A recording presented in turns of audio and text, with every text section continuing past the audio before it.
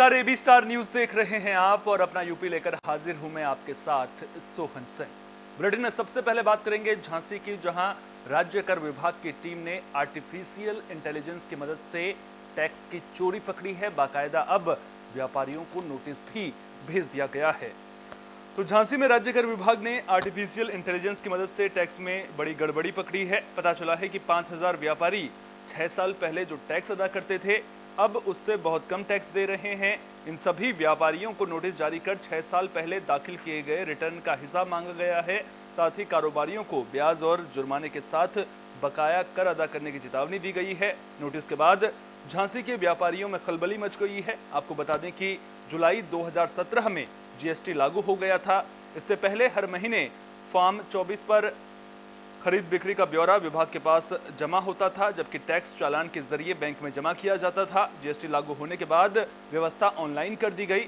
इससे रिटर्न दाखिल करने में व्यापारियों से तमाम गड़बड़ियां हो गईं। वहीं अपर आयुक्त राज्य कर धीरेन्द्र प्रताप ने बताया कि झांसी जिले में 2000 और झांसी जोन में 5000 व्यापारियों को नोटिस भेजे गए हैं।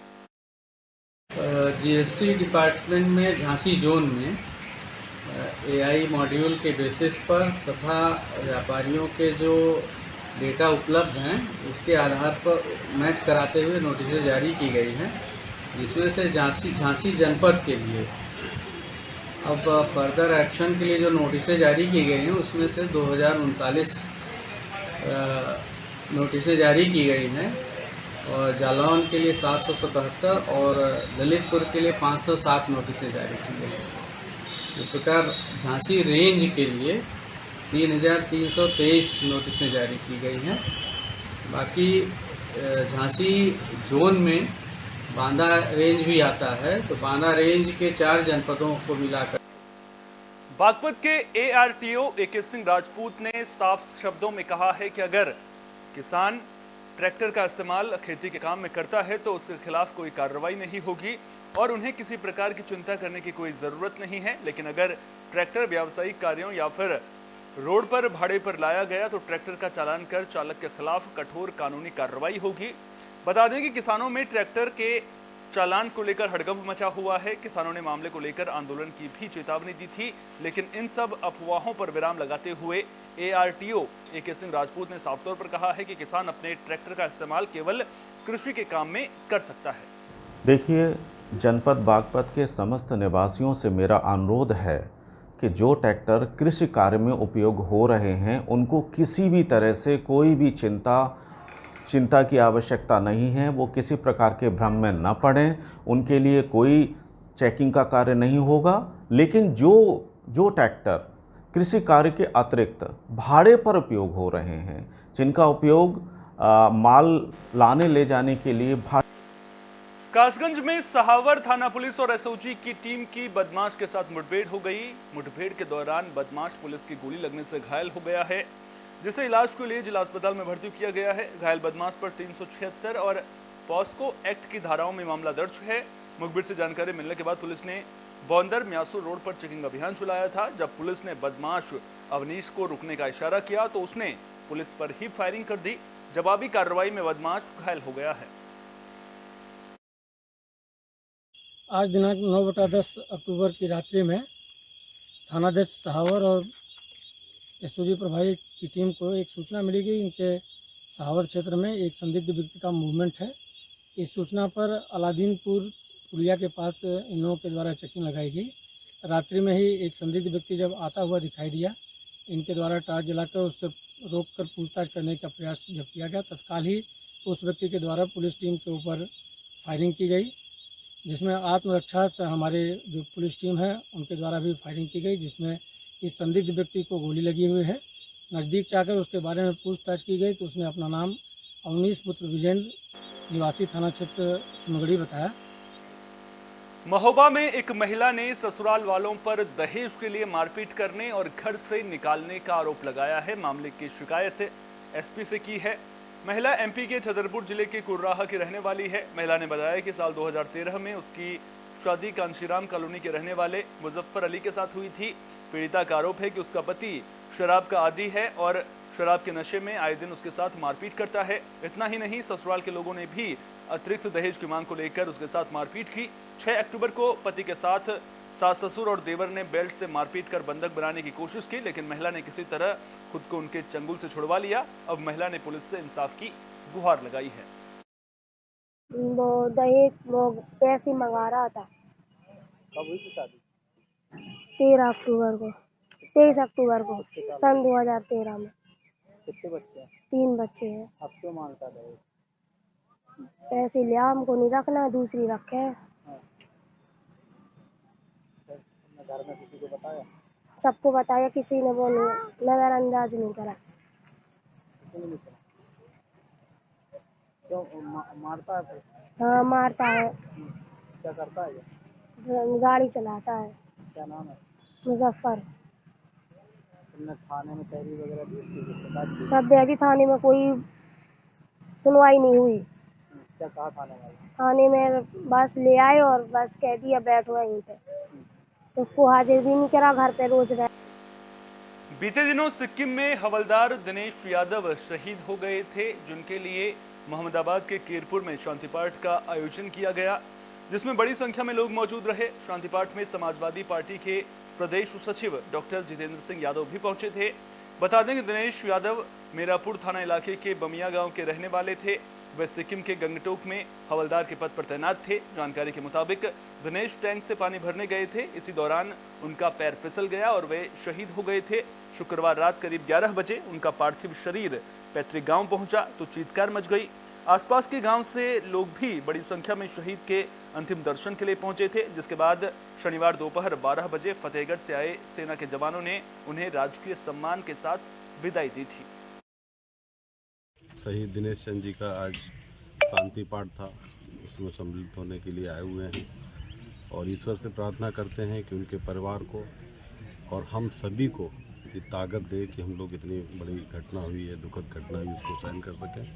और जैसा जिला अध्यक्ष जी ने बताया अभी, तो सड़क तो बनवाने का कार्य तो सरकार करेगी और शहीद की प्रतिमा जो है अगर सरकार करती है, हालांकि उम्मीद कम है, हम लोग मिल कर के और अपने स्तर से एक कमेटी बना करके और यहाँ पर एक शहीद की प्रतिमा लगाएंगे और कोशिश करेंगे कि उसमें हमारे जो राष्ट्रीय और प्रदेश के नेता हैं वो आकर के उनका अनावरण करें, ताकि जो एक शहीद है उसकी शहादत को एक अगर हम लोग एक प्रतीक के रूप में स्थापित।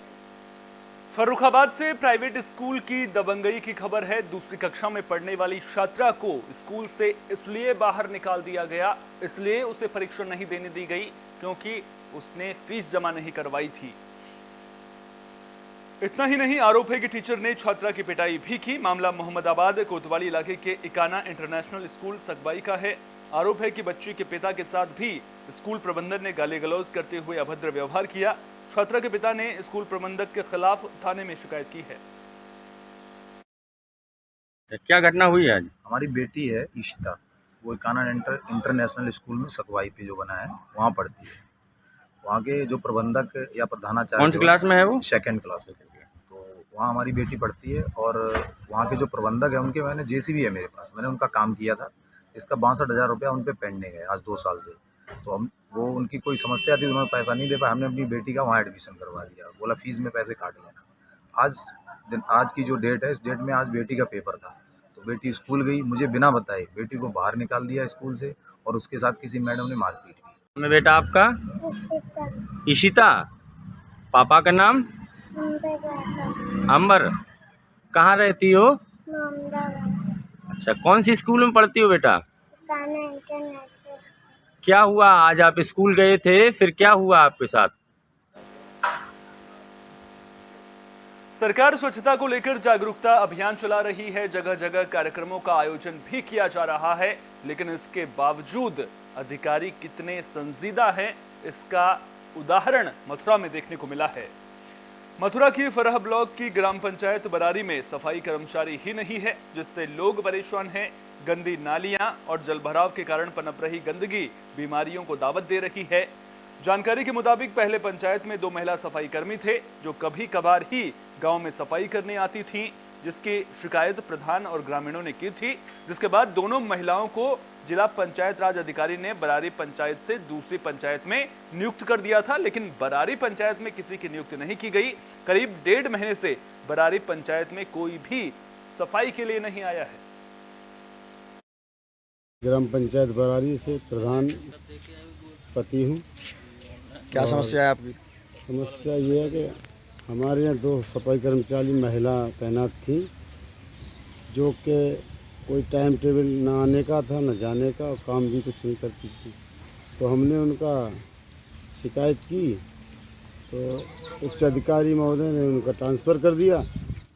उसके बाद में अभी तक किसी भी सफाई कर्मचारी की यहाँ नियुक्ति नहीं की गई है। लगभग 1 महीना होने को है, और पूरे बाज़ार से लेके स्कूल और ये अम्बेडकर पार्क है, देख लीजिए आप, पूरा गंदगी से। तो सफाई कर्मचारियों को तो हटा दिया हमारे अनुरोध पर, लेकिन उन्होंने यहाँ कोई नई नियुक्ति नहीं की है। अब इसके पीछे क्या वजह हो सकती है, ये माननीय हमारे उच्च अधिकारी महोदय ही जाने। हम तो अपनी बात रख सकते हैं। हम चाहेंगे कि जल्दी से जल्दी ग्राम सभा बरारी में सफाई कर्मचारी, वो भी जेंट्स होने चाहिए, महिला बेचारी नहीं कर पाती हैं, जेंट्स होंगे तो काम ठीक हो पाएगा। ऐसी हमारी अपने उच्च अधिकारियों से अनुरोध है और विनती है। सफाई कर्मियों का स्थानांतरण होने के बाद भी किसी तरीके का ब्लॉक द्वारा कोई सफाई कार्य कराया गया? हाँ, अभी 2 दिन पहले टीम बना के लोग भेजे गए थे, वो कुछ कार्य करके गए। आज स्वच्छ भारत मिशन के तहत आज 1 अक्टूबर है, आज किसी भी प्रकार की कोई सफाई कर्मचारी या किसी सफाई की गई है? अभी हमने जो है अम्बेडकर पार्क में अंदर जा कर के सफाई का श्रमदान किया है, और गांव के कुछ बच्चों के साथ अभी वहीं से आ रहे हैं। और बाकी का ये है कि रामपुर में पुलिस का ऑपरेशन त्रिनेत्र कारगर साबित हो रहा है। ऑपरेशन त्रिनेत्र की मदद से पुलिस ने हत्याकांड का खुलासा कर दिया है। जानकारी के मुताबिक छोटे भाई ने बड़े भाई की हत्या के लिए 10 लाख रुपए की सुपारी दी थी और 1 लाख रुपए पहले ही दे दिए थे। पुलिस ने मामले में आरोपी भाई समेत 4 आरोपियों को गिरफ्तार किया है। मामला शहजाद नगर इलाके के चमरोआ गांव का है। आरोप है कि गांव का रहने वाला आसिम 6 अक्टूबर की रात को इमरान भाई सादाब को घर से बुलाकर ले गया था, जिसका शव अगले दिन सुबह रेलवे लाइन के पास पड़ा मिला। बता दें कि पुलिस को सीसीटीवी में इमरान और शादाब साथ जाते दिखे थे। जब पुलिस ने इमरान से सख्ती से पूछताछ की तो उसने अपना जुर्म कबूल कर दिया।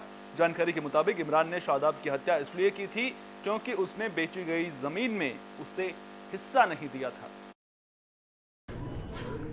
ये दिनांक 7 अक्टूबर को ये थाना शहजाद नगर में एक गांव के बाहर एक युवक की डेड बॉडी मिली थी, जिसकी पहचान वहीं गांव के एक शादाब नामक व्यक्ति के रूप में हुई थी। उसके चाकू के निशान थे उसके बॉडी पर, चाकू से उसकी हत्या किया ना पाया गया। मृतक के परिजनों ने एक गांव के इमरान नामक व्यक्ति के ऊपर शंका जाहिर की थी और FIR कराया था। और आप अवगत हैं, DGP यूपी महोदय के निर्देश से पूरे प्रदेश में ऑपरेशन त्रिनेत्र के तहत कैमरे लगाए जा रहे हैं। उनके द्वारा यह भी निर्देश। आवारा कुत्तों के आतंक के मामले थमने का नाम नहीं ले रहे हैं। एक ऐसा ही मामला फिरोजाबाद से भी सामने आ रहा है, जहां एक पागल कुत्ते का आतंक देखने को मिला है। मामला शेखोहाबाद के मोहल्ला मेला वाले बाग का है। जानकारी के मुताबिक पागल कुत्ते ने 1 दर्जन से ज्यादा लोगों पर हमला किया, जिसमें महिला और बच्चे भी शामिल हैं। अरे ये 7-8 लोग, एक पागल कुत्ता है उसने काट लिया यहाँ मेला वाले बाग में। इंजेक्शन लगवाने आए थे बच्चों को। अब क्या बुलेटिन के आखिर में बात संभल की, जहां SDM का बड़ा एक्शन देखने को मिला है। लेखपाल को निलंबित कर दिया गया है।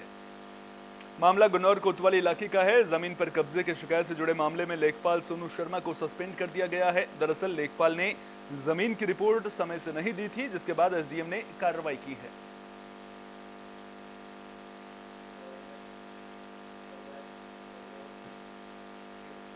अपना यूपी में फिलहाल के लिए इतना ही। अपना बहुत बहुत ख्याल रखिए। देश और दुनिया की तमाम अहम खबरों के लिए देखते रहिए AB स्टार न्यूज।